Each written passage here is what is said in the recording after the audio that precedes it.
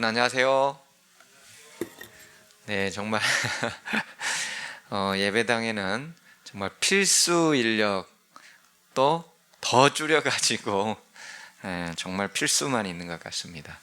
그렇지만 우리 밴드 앞에 모여 계신 우리 모든 삼패 가족들 너무 보고 싶고, 밴드를 통해서 오늘 우리 하나님께서 동일한 성령의 역사와 은혜를 함께 해주시기를 축원합니다.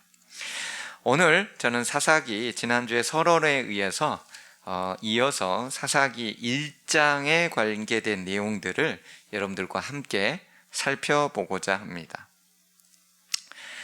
사사기 지난주에 했던 내용 잠깐 복습 한번 해보도록 하겠습니다. 자, 사사기 시대의 배경이 있다고 그랬어요. 사사기는 여호수아 시대의 정복기, 그 다음에 정복기를 지나서 이제 혼란기, 여기가 사사기라고 그랬죠.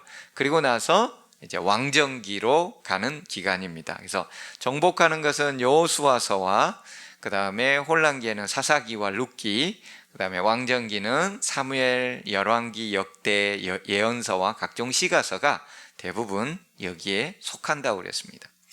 근데 이것을 이제 출애굽부터 약간 보면은 우리가 출애굽하고 나서 그 다음에 광야에 40년 동안 머물게 되죠.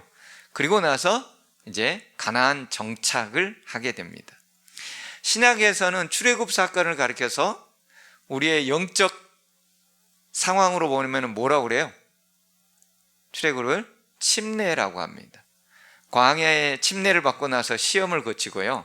그 다음에 가나안 정착을 이제 성화를 이루어가는 과정으로 볼 수도 있습니다. 그래서 사사기라는 내용을, 가나안 정착과 연관되어 있는 사사기라는 내용을 우리 인생에 있어서 성화의 단계의 구성으로 그것들을 이제 접목시켜 보면은 재미있는 거리들이, 읽을 거리와 생각할 거리와 우리의 삶에 적용할 거리들이 생깁니다.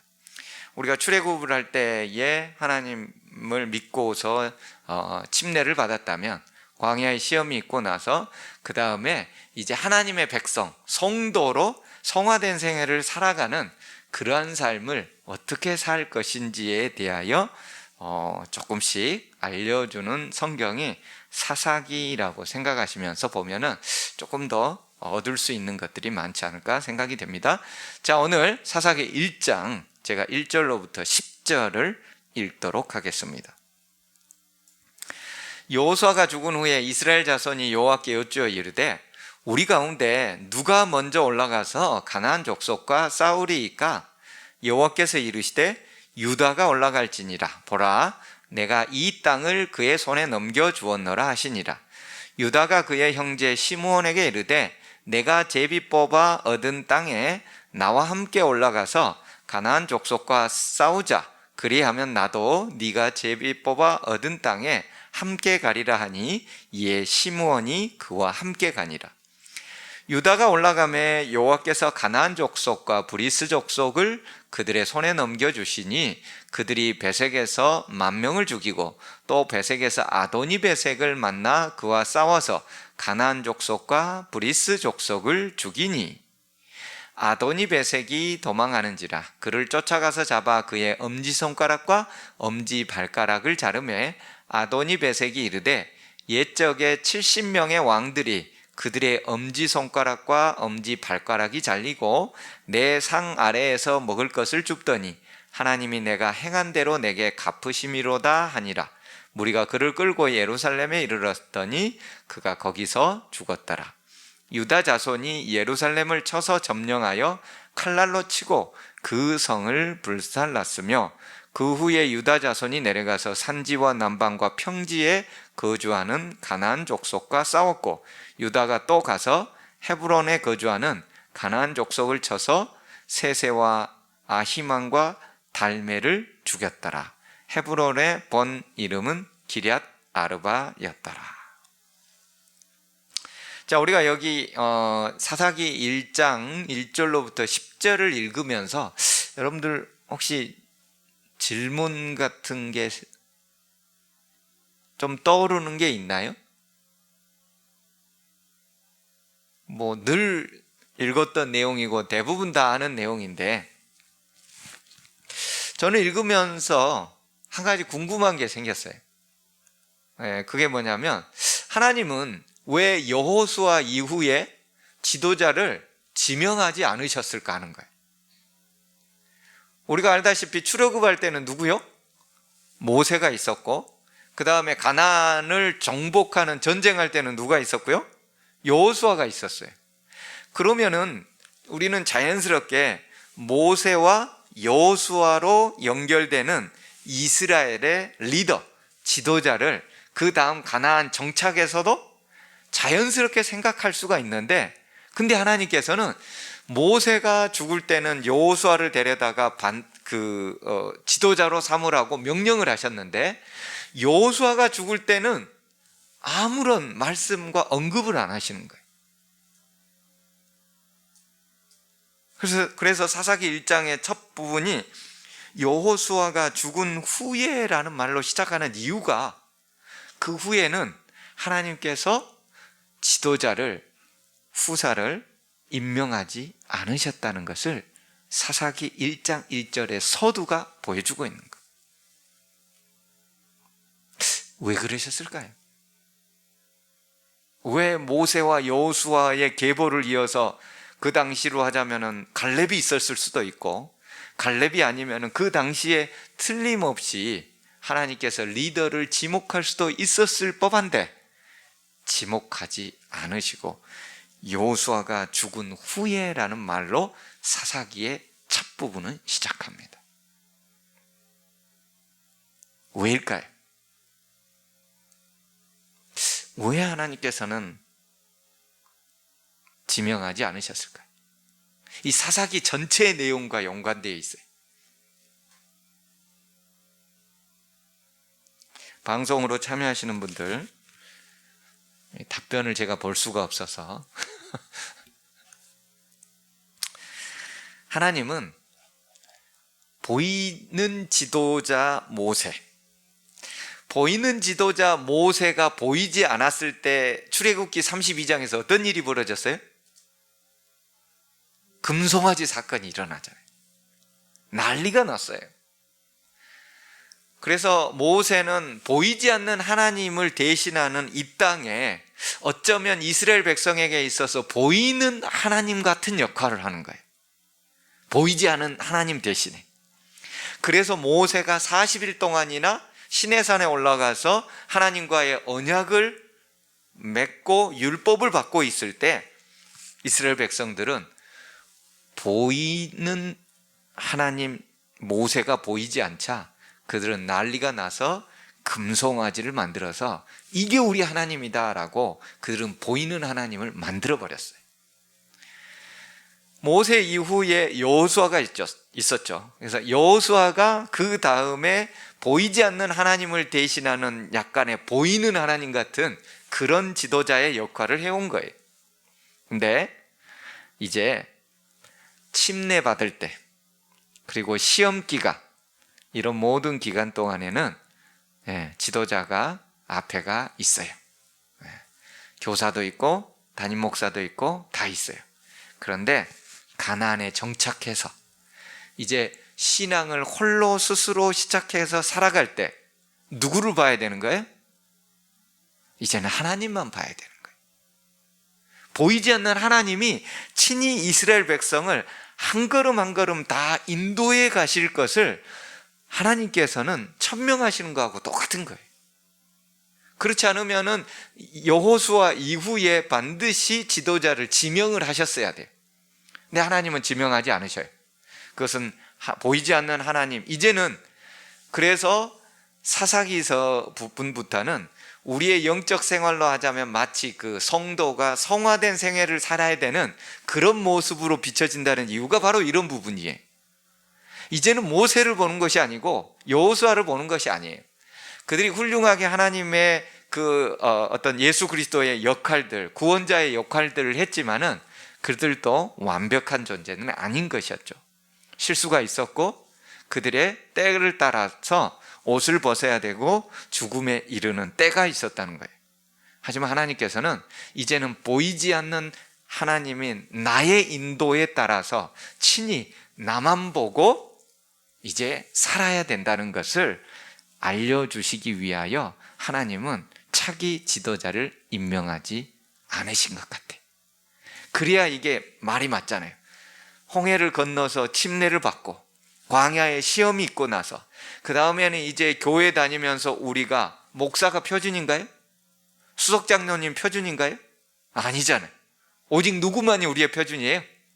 예수 그리스도, 하나님, 보이지 않는 하나님만이 그분만을 바라보고 따라가도록 하신 것이 사사기의 전체적인 어떤 흐름과 연관이 있더라.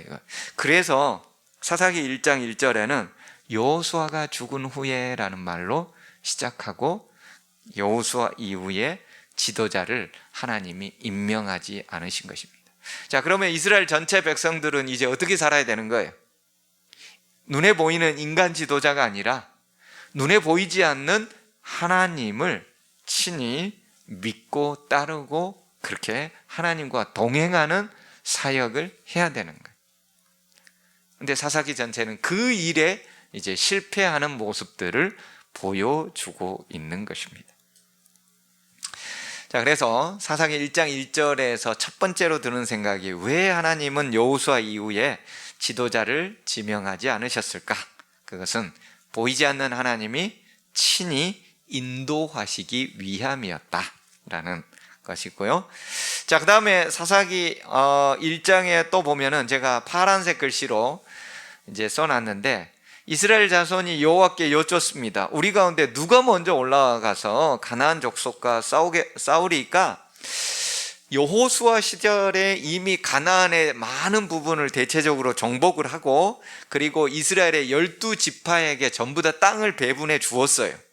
그럼에도 불구하고 일부 지역들에는 전부 다 완전히 가나안에 그 살던 토착민들이 박멸된 것은 아니었고 다 도망가거나 흩어져 없어지는 것이 아니었고 여전히 그곳에서 힘이 센 존재들, 능력 있는 존재들은 여기저기 있었는데 그들과 누가 먼저 싸울까요? 라고 이스라엘 백성들이 하나님께 여쭈었습니다.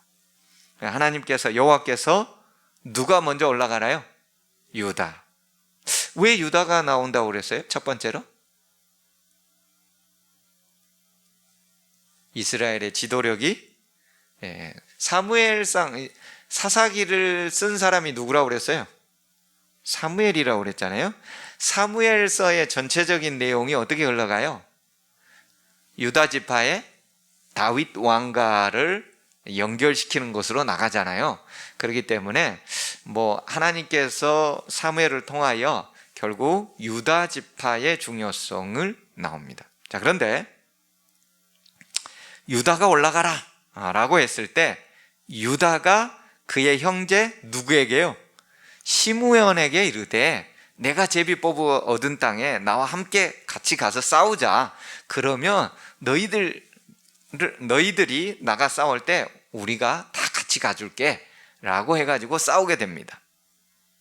그런데 2절에서도 유다, 3절에서도 유다, 4절에서도 유다. 그 이후에요.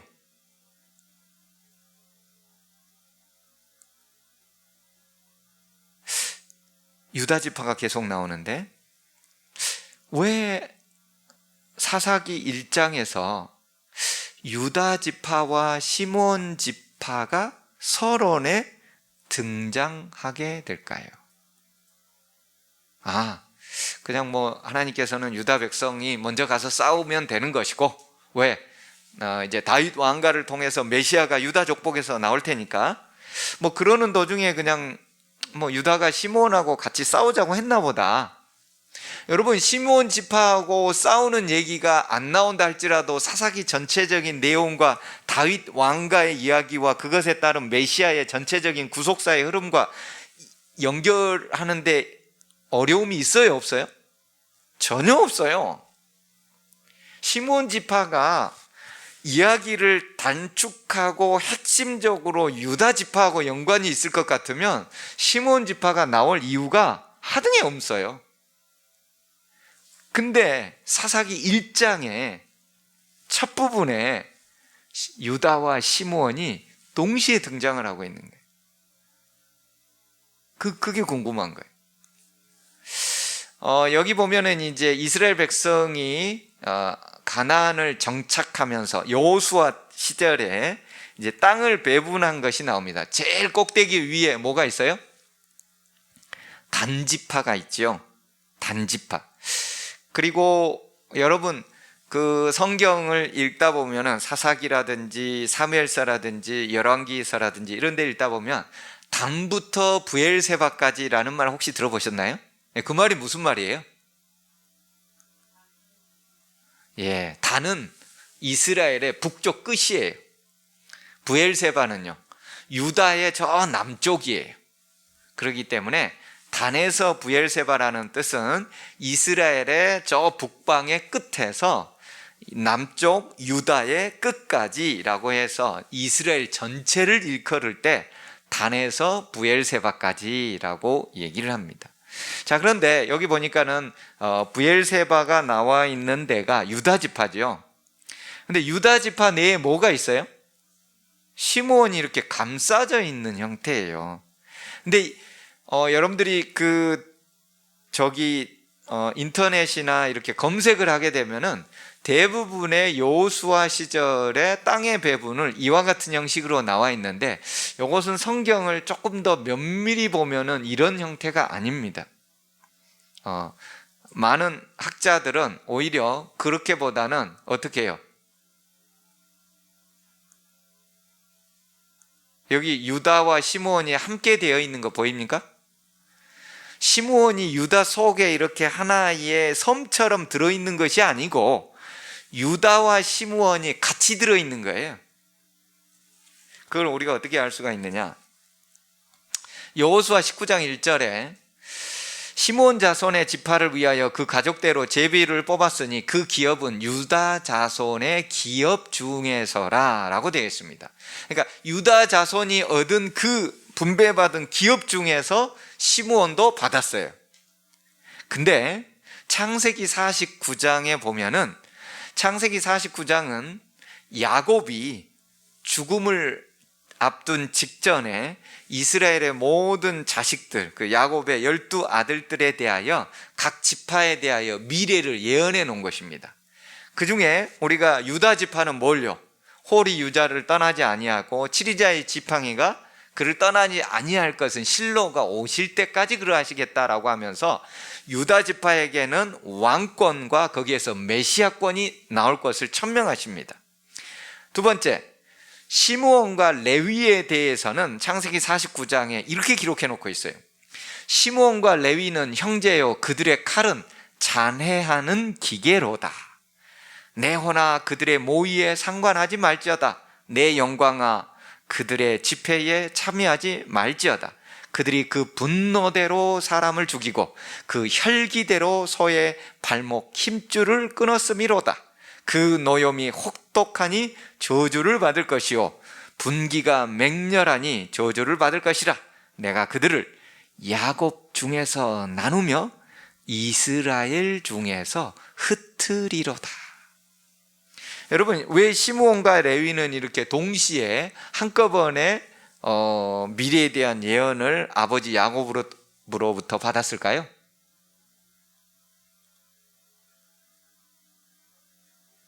이 시므온과 레위 형제는 그들의 칼은 잔해하는 기계다.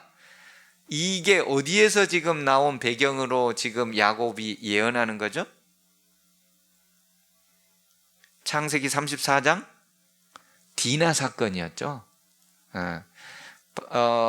야곱의 시므온과 레위의 누이였던 디나가 세겜에서 그 동네의 여인들은 어떻게 살고 있는지, 왜냐하면 이 집안에는 아들 형제들밖에 없는 거예요. 12 아들 형제의 디나만 나오는데, 어쨌든 이제 갈대아 우르 지역에서 또 하란에서 살다가 이렇게 나왔는데, 이제 너무너무 세겜에 정착하면서 궁금한 거예요. 그래서 나갔는데 세겜에서 그 추장의 아들이 디나를 이제 겁탈하게 되는 것이죠.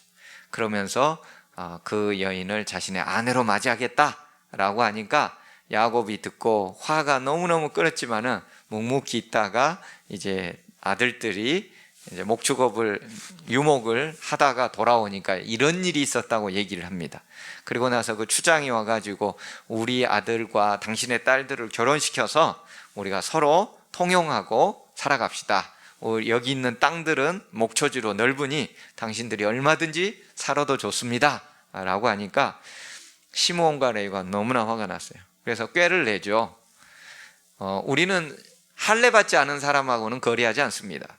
그러니 당신들이 할례를 모든 남자들, 세겜 족속 전체 남자들이 전부 다 할례를 받으면 그때 우리가 같이 결혼하고 할 수가 있습니다. 그래서 그걸 좋게 여겨가지고 추장이 돌아가서 모두 다 모아놓고 모든 남자들이 전부 다 한날 한시에 할례를 받게 되는 거죠. 할례 받고 나서 가장 힘든 시기에 시므온과 레위가 칼을 들고 가서 어떻게 한 거예요? 모든 남자들을 다 죽여버린 거예요.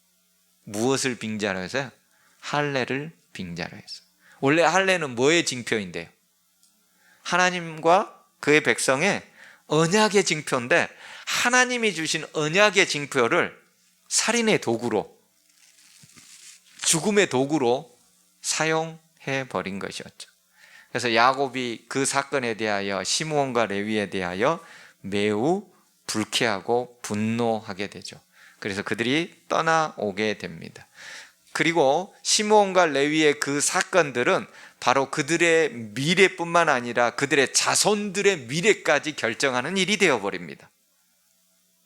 그렇게 해서 그들은, 시므온과 레위는 야곱 중에서 나누며 이스라엘 중에서 흩으리로다.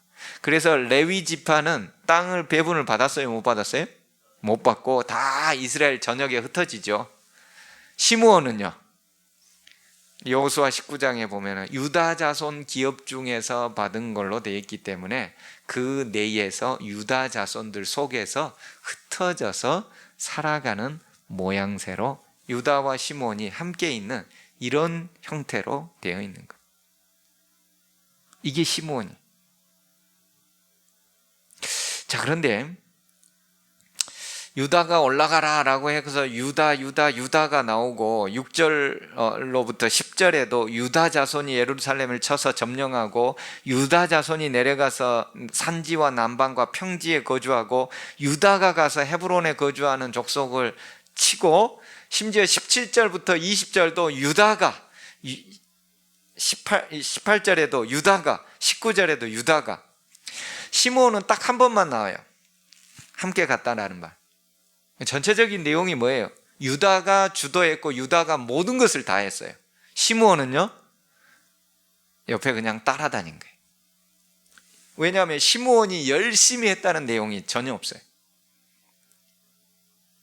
같이 갔죠.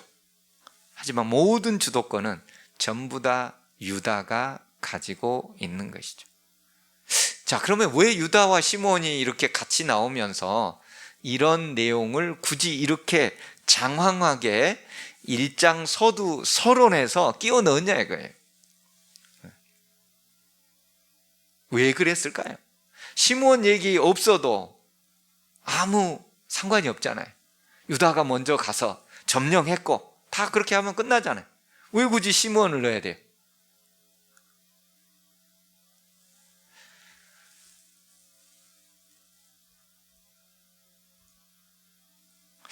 여기에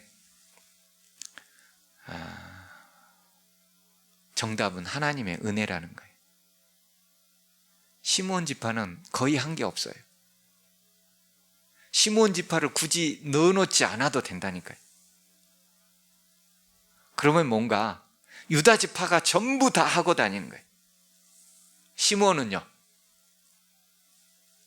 그냥 덤으로, 별거 하는 것 없이 덤으로 모든 것들을 받아서 누리는 것이 되는 것입니다. 그렇지 않고서야 시므온 지파를 굳이 여기다가 끼워 넣을 필요가 전혀 없는 것이지요. 한편으로 생각하면 어떤 생각이 들어요? 시므온 지파는 이게 영 막 기생충 같은 느낌. 유다 지파 다 하고 나서 그냥 옆에 조금 따라다니면서 혜택은 함께 같이 다 누리고 고생은 유다가 다 하고.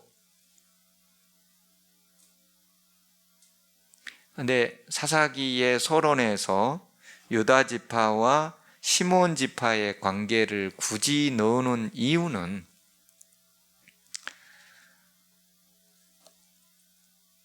우리의 인생 자체가 마치 시므온 지파와 같은 거예요.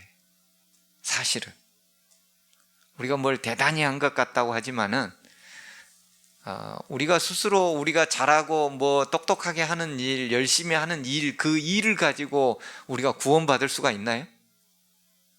우린 뭘로 구원을 받아요? 하나님의 은혜로 구원을 받죠. 십자가의 은혜로만 구원을 얻을 수 있어요. 그래서 유다 지파는 무엇을 상징하고요? 예수 그리스도를 상징하죠. 예수 그리스도가 모든 것을 다 해놓고 시몬은 그저 옆에 따라다니고 동행하는 거예요. 그리고 다 그 모든 것을 누리는 거예요. 예수 그리스도께서 모든 것을 십자가에서 다 해놓으셨어요. 우리는 뭐 하면 되는 거예요? 옆에 따라다니면 되는 거예요. 그렇기 때문에 하나님께서는 이제 너희들이 가나안에 정착해서 살아가는, 즉 성도로서 성화된 인생을 살아가려면 어떻게 하는가? 보이지 않는 하나님을 따라서 동행하며 예수 그리스도를 믿음으로써 십자가의 은혜 아래 따라가면 된다는 거예요. 사사기 전체가 바로 그 내용을 설명하기 위해서 지금 유다 지파와 시므온 지파의 관계를 굳이 설정해서 놓는 거예요. 우리 눈에 보면은 마치 정말 딸려있는 기생충 같은 그런 느낌이 들지만 하나님은 그것을 통하여 시므온 지파가 은혜를 누리고 있다. 마찬가지로 우리 인간의 일생 전체는 예수 그리스도의 십자가의 은혜로서만 구원받을 수 있고 우리는 그렇게 따라가기만 하면 된다라는 것으로서 이제 사사기 1장을 서두에 시작하고 있습니다. 이런 시각으로 우리가 사사기를 본다면 조금 더 재미있는 이야기들이 많이 발생할 수 있을 거라고 생각합니다. 우리 하나님께서는 지도자를 임명하지 않으신 이유가 바로 우리가 보이지 않는 하나님만을 따라서 살라는 것. 교회의 지도자, 어떤 연합회장님, 협회장님, 대총회장님이 절대 우리의 표준이 아니라 보이지 않는 하나님, 바로 그분이 우리의 유일한 의지해야 될 분이시라는 것.